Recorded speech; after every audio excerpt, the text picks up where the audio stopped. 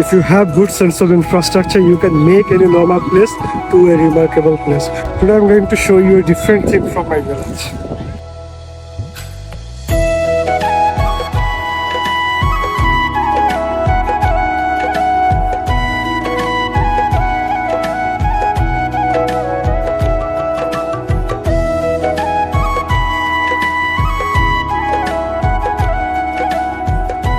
It was basically on paddy field.